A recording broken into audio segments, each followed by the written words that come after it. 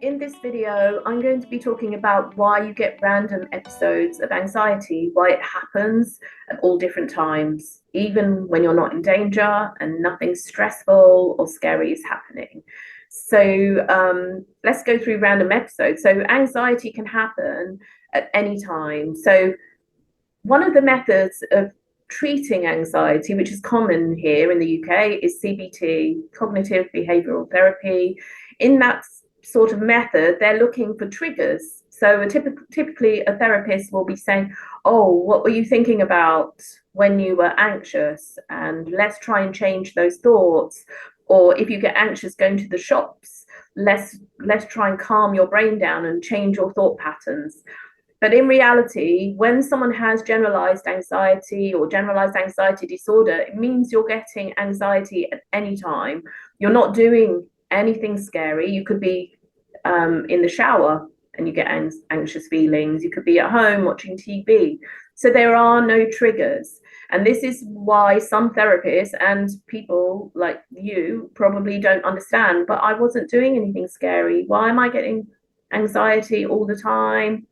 I'm getting nervous, I'm getting tense, my body's going tight, I'm feeling sick and I feel dread and I don't know why. And I suddenly can't go to work anymore because I feel anxious all the time. Now, there are no triggers, and this is where we don't understand. But I'll explain to you now why. So in the last video, I explained about traumatic things happening, a shocking thing, a scary thing might have happened, something in your life, and it could be anything. It could be a small trauma, it could be a big trauma.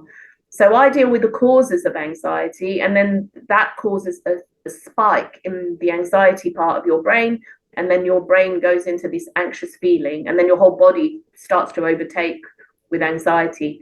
Sometimes we have a thought, I think about something upsetting, and then my body follows with a physical anxious response.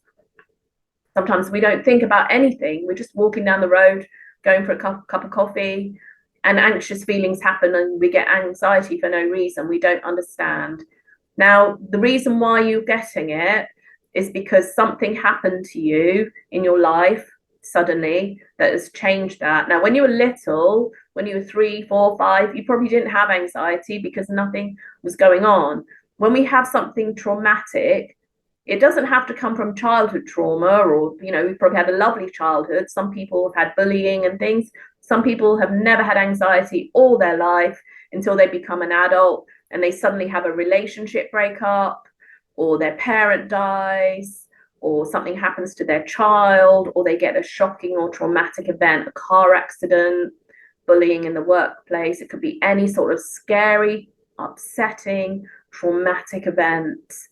And when these events, little traumas, big traumas, happen to us, our brain spikes a fear response in there, and it doesn't go back down to what we call rest and digest. And when our brain is in this high alert mode, sometimes it's really, really high, and sometimes it goes down a little bit, but it still doesn't go down completely to rest and digest. And this is why we have these random episodes of anxiety where our brain, our amygdala is flashing in and out like that in our brain.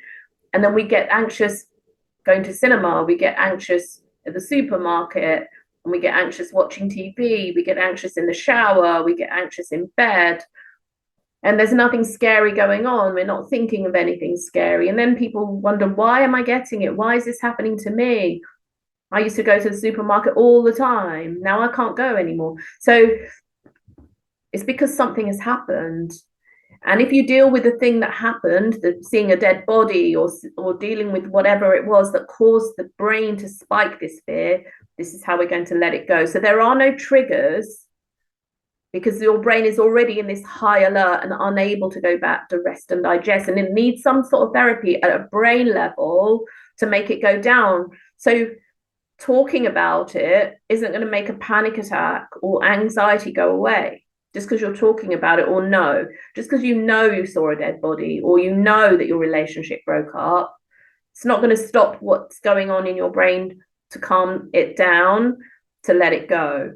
So something needs to happen to let the brain know that it's safe, so that the brain doesn't have this high alert panic feeling.